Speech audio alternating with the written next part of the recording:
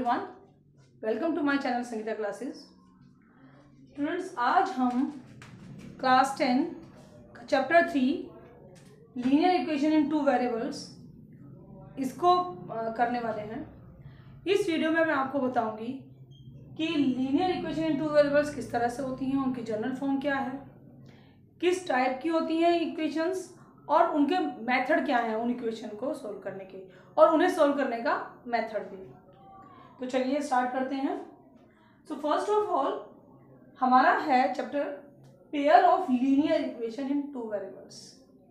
तो सबसे पहले लीनियर इक्वेशन, सबसे पहले आपको मालूम होना चाहिए भाई लीनियर इक्वेशन क्या होती हैं। सो लीनियर इक्वेशन आप जानते हैं जिस इक्वेशन की डिग्री 1 हो वो होगी लीनियर इक्वेशन। जैसे कि एग्जांपल देती हूं मैं, 2x + 3 = 4 या 0 कुछ भी। सो दिस इज ये एक लीनियर इक्वेशन है। क्यों लीनियर इक्वेशन है? बिकॉज जो वेरिएबल है उसकी डिग्री 1 है। क्लियर? बट ये तो हुई लीनियर इक्वेशन, बट हमें क्या बोला गया है, linear equation in two variables. अब आप ये लीनियर इक्वेशन को देखिए, ये है तो लीनियर इक्वेशन बट इसमें वेरिएबल एक ही है। इसमें वेरिएबल है x क्या है? वेरिएबल, एक ही वेरिएबल है। बट हमें करना है linear equation in two variables. कहां पर ध्यान देना है? 2, कि वेरिएबल 2 होने चाहिए। तो मैं एक इक्वेशन लिखती हूं, 3x + 2y + 4 = 0। अब इस इक्वेशन को देखिए, ये भी एक लीनियर इक्वेशन है। क्यों? क्योंकि इसकी डिग्री क्या है? इसकी डिग्री है 1। देखिए हमारे वेरिएबल्स की पावर 1 है, तो ये लीनियर इक्वेशन है। बट इसके अंदर हमारे पास 2 वेरिएबल है, x एंड y। तो ये जो 2 वेरिएबल हैं, इस वजह से ये एक लीनियर इक्वेशन क्या हो गई है? इन 2 वेरिएबल, लीनियर इक्वेशन इन 2 वेरिएबल। अब इस लीनियर इक्वेशन की जनरल फॉर्म क्या है? इसकी जनरल फॉर्म है, अब इसमें इससे पहले ये देखिए, ये हमारे क्या हैं? वेरिएबल। बट 3, 2 एंड 4 ये हमारे क्या हैं? 3 is a coefficient of x, 2 is a coefficient of y, और this is also a constant, 4 is a constant term. Now 3, 2, 4 are the real number. ये 2, 3, 4 क्या है? ये रियल नंबर हैं, बट x एंड y क्या हैं? आपके कोफिशिएंट। तो 3, 2 एंड 4 हमारे क्या है? रियल नंबर्स, बट ये सब हमारे क्या हैं? x एंड y हमारे क्या हैं? वेरिएबल। ये हमारे हैं वेरिएबल। सो हमारी इस linear equation in two variable की जनरल फॉर्म क्या है? This is your ax + by + c = 0. This is the general form of a linear equation in two variable. ये हमारी जनरल फॉर्म है linear equation in two variable की। Means a real number, a b c क्या है? हमारे real number, x and y क्या है? These are the variables. ठीक है, चलिए अब हम ये समझ चुके हैं कि linear equation in two variable क्या होती है, उसकी जनरल फॉर्म क्या होती है। बट हमारे पास एक चीज और है, and that is a pair. Pair means हमें 2 लीनियर इक्वेशन के पेयर को वहां पर बात की गई है। लीनियर इक्वेशन का पेयर है। सो कोई भी, जैसे मैं लीनियर इक्वेशन लिख देती हूं, 3x + 2y + 4 = 0। ये एक लीनियर इक्वेशन है विद 2 वेरिएबल।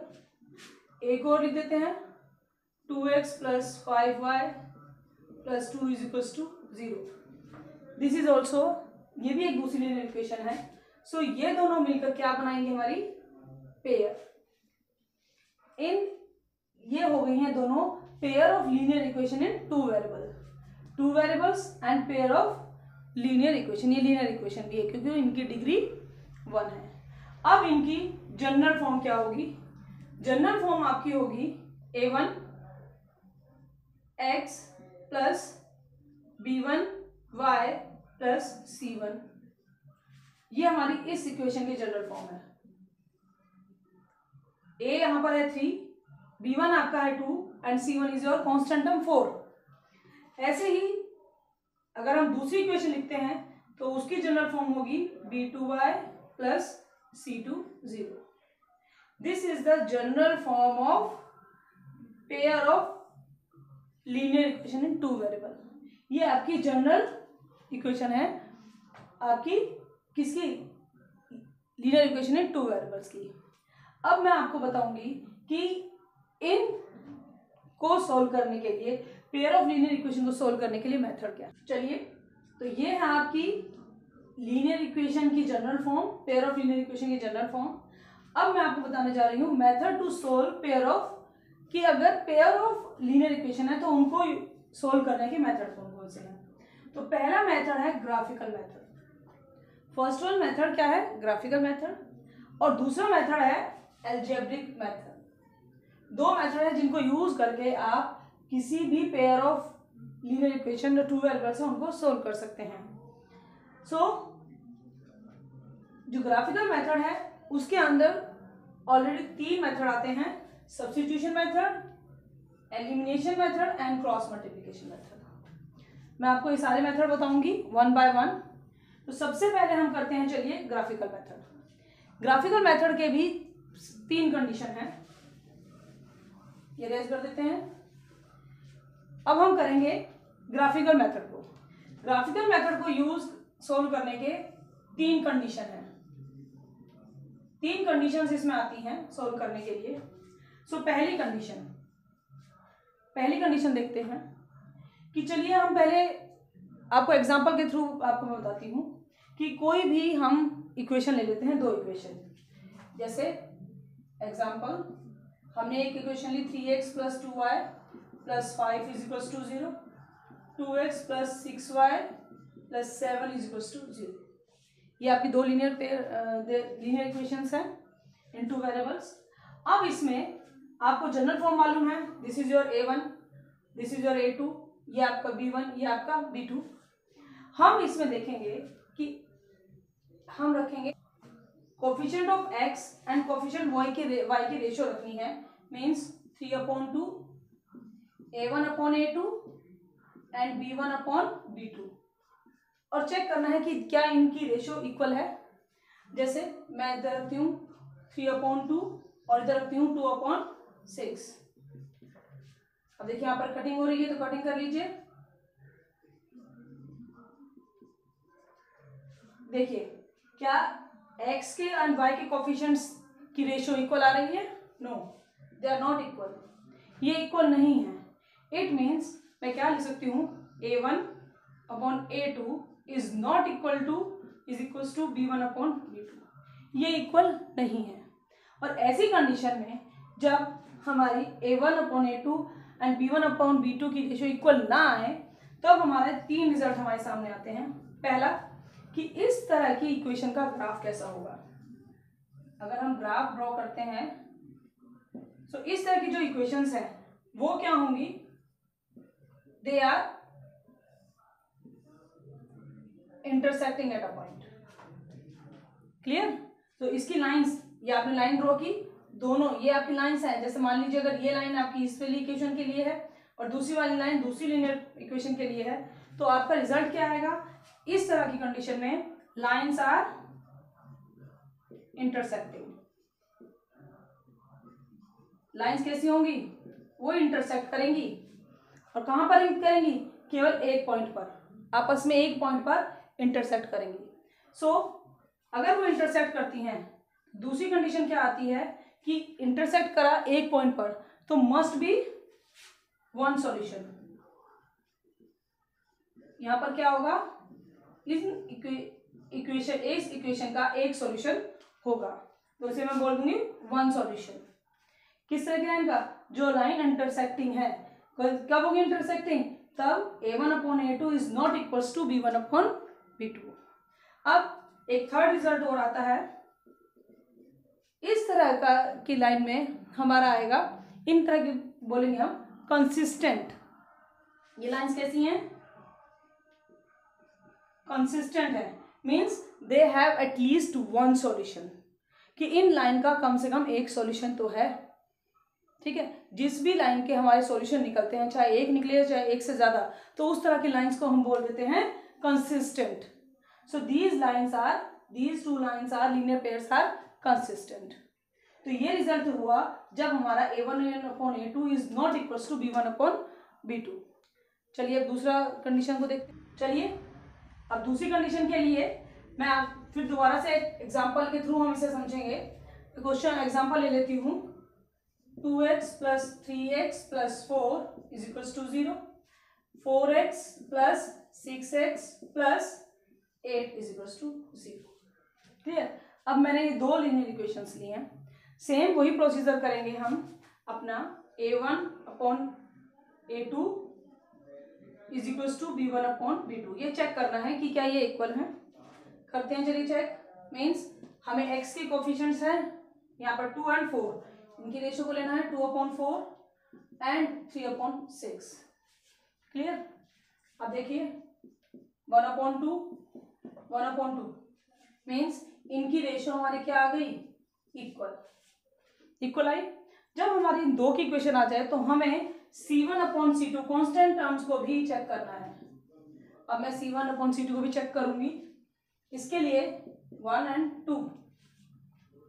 ओके. मीन्स यहाँ पर ये भी हमारा क्या आ गया, इक्वल. तो मैं लिख सकती हूँ यहाँ पर कि हमारा C1/C2 भी इक्वल आया है. मीन्स हमारी coefficient of x, y and constant term, इन सब की क्या रेशियो क्या आ गई है, इक्वल आ गई है. तो इस तरह की कंडीशन में, इस तरह की दो लाइंस में हमारा ग्राफ किस तरह से बनेगा. हमारा ग्राफ बनेगा दिस वन, और इसी लाइन के ऊपर एक और लाइन आ जाएगी दिस. ठीक है. मीन्स ये दोनों लाइन आपस में क्या करेंगी, कोइंसाइड. क्योंकि दोनों इक्वल है ना, तो इनके सॉल्यूशन भी तो इक्वल होंगे. तो ये क्या है, किस तरह का ग्राफ आएगा, कोइंसाइड. तो मैं क्या लिख सकती हूँ, कैसी लाइन है ये, कोइंसाइड. एक दूसरे को ओवरलैप, एक दूसरे के ऊपर आने वाली लाइन है. तो इस तरह की लाइन के सॉल्यूशन कितने हैं. अब जब दो लाइन एक दूसरे को ओवरलैप कर रही हैं पूरी तरह से, तो इनका सॉल्यूशन मतलब ये एक दूसरे को एक नहीं, एक से ज्यादा जगहों पर एक दूसरे को इंटरसेक्ट कर रही हैं. देखिए यहाँ पर कर रही है ना, एक से ज्यादा पॉइंट्स होंगे. सो इसके हम लिख सकते हैं कि इसके ओनली इनफाइनाइटली मैनी सॉल्यूशन. क्योंकि भाई एक पॉइंट पे इंटरसेक्ट तो नहीं कर रही, तो एक सॉल्यूशन तो नहीं है. ये तो पता नहीं कितने पॉइंट पे एक दूसरे को जब ओवरलैप कर रही हैं, तो हम लिखेंगे इनफाइनाइटली मैनी सॉल्यूशन. बहुत सारे सॉल्यूशन होंगे. ठीक है. मीन्स जब a1/a2 is equal to b1/b2 is equal to C1/C2, तो इस वाली इक्वेशन के बहुत सारे सॉल्यूशन होंगे. और थर्ड वन क्या चीज आएगी निकल के, कि ये भी हमारी लाइंस कैसी हैं, कंसिस्टेंट. ये भी कंसिस्टेंट है. मीन्स लिस्ट एक से ज्यादा इनके पास सॉल्यूशन तो है. जिस भी लाइन का सॉल्यूशन हमारे पास होगा वो लाइन कैसी होंगी, कंसिस्टेंट लाइन होंगी. ठीक है. तो ये दूसरी कंडीशन थी. दूसरी कंडीशन में हमारा a1 is equal to a2 है and b1 is b2 and c1 is equal to c2. But अगर हम एग्जांपल लेते हैं कि जिसमें हमारा a1, थर्ड देखेंगे इसके लिए. थर्ड के लिए मैं इसमें ही चेंज कर देती हूँ, इट इज 7. ठीक है. अब आप चेक कीजिए. अब आप चेक करेंगे. जब आप चेक करेंगे तो आप देखेंगे 2/4, 3/6 दे आर इक्वल. ये तो आपके इक्वल आ गए. जब आपके दो a1/a2 is equal to b1/b2 आ जाए, तब आप चेक करेंगे C1/C2 4/7. ये कट नहीं होता, तो क्या इक्वल आया. It means a1/a2 is equal to b1/b2, but it is C1/C2 हमारा इक्वल नहीं है. ठीक है. तो इस तरह की लाइन जहां पर हमारा एक कांस्टेंट टर्म इनके इक्वल नहीं आई है, या कोई भी टर्म इक्वल ना है आपस में, तो ये किस तरह के होंगे. इस तरह की लाइन का ग्राफ हमारा कैसा होगा, पैरेलल. तो लाइंस कैसी होंगी, लाइंस होंगी पैरेलल, और अगर लाइंस पैरेलल होंगी तो वो एक दूसरे को इंटरसेक्ट ही नहीं करेंगी, तो इनका कोई भी सॉल्यूशन नहीं होगा। तो मैं क्या लिख सकती हूँ, नो सॉल्यूशन। इस तरह की इक्वेशन का कोई भी सॉल्यूशन नहीं आएगा। अब बात आई कि क्या कंसिस्टेंट है, तो मैंने बताया था कंसिस्टेंट क्या होता है, जिन भी पेयर ऑफ लीनियर इक्वेशन का एटलीस्ट वन सॉल्यूशन हो तो उन लाइंस को हम कंसिस्टेंट लाइन बोलते हैं। बट इनका कोई भी सॉल्यूशन नहीं है, तो ये लाइन किस तरह की है, inconsistent, means they have no solution. Clear.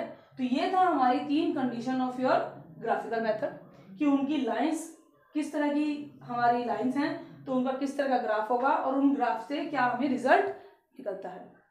अब हम चलते हैं अपनी नेक्स्ट पर एल्जेब्रिक एक्सप्रेशन के मेथड्स पर, कि हम उनमें किस तरह से